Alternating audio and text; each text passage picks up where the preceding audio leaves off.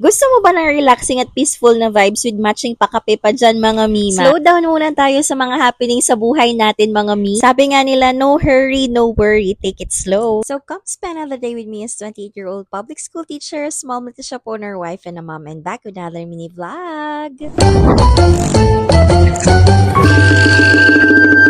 Ang tagal ko nang inaaya yung asawa ko dito mga mima. Paano ba naman kasi mga mi, unang kita ko pa nga lang dito sa Facebook post mga sister, grabe, very serene nga ang vibes. Nakamotor nga lang kami yan mga sis, kaya hindi nga kasama si Auntie Ninyo. Tignan nyo naman mga mima, for the happy nga ang person, charing. Actually mga sis, nung pumunta nga kami dito, parang medyo umaambon nga, buti hindi nga kami masyadong naabutan sa daan mga sis. So welcome to Slow Life Coffee mga mima. Sobrang bilis ng panahon mga mi. Minsan kailangan lang talaga natin magpabagal. Sobrang nagustuhan ko nga yung tagline nitong Slow Life Coffee mga mi. No hurry, no worry. Parang walang pagmamadali, walang stress. It's about savoring the moment. Yun bang magpo-pause ka lang sandali at mag-e-enjoy sa mga simple things? Yun bang you're enjoying your coffee, nagre-relax ka mga mi, tapos ganyan pa kaganda yung view. Even just for a few hours. Nag-order nga lang ako ng coffee dyan mga mi. Nakalimutan ko na nga kung anong name nun kasi sobrang tagal na nga tong video na to. Match siya sa asawa ko mga mi kasi hindi siya po pwede sa coffee nung mga panahon yan, charing. Nag-order din kami ng croissant nila and yung pasta mga mi. Nagustuhan ko nga yung pasta nila dyan mga sister as well as yung coffee nila. Sobrang nagustuhan ko nga yung place mga sis. Very calm, serene, ganun. Basta hindi ko siya ma-explain mga mi. Mapunta na lang kayo, charing. And ito yung view from top mga sister. Ayan, tinan nyo naman. Grabe. Sobrang relaxing mga sis. Sa taas sana kami mga mi. Kaso nga lang, occupied na nga yung space sa taas. Kaya ayan, nandiyan kami sa may baba, sa may gilid. Ayan ako. Saturday kami nagpunta niyan mga sister and sobrang dami yung tao. And pagkarating nga namin dyan mga sis, nasaktuhan nga namin, nakakaunti na nga lang yung mo-order. Sobrang ganda nga dito mag-emote-emote mga mima, charing. As in, marerelax ka, ganun. Kasi hindi siya masyadong maingay mga sis. Kasi nga mga mi, dahil medyo tumatanda na tayo, ayaw na nga natin yung mga maiingay, ganun. So, para bang ina-accept ko na medyo tumatanda talaga tayo, char.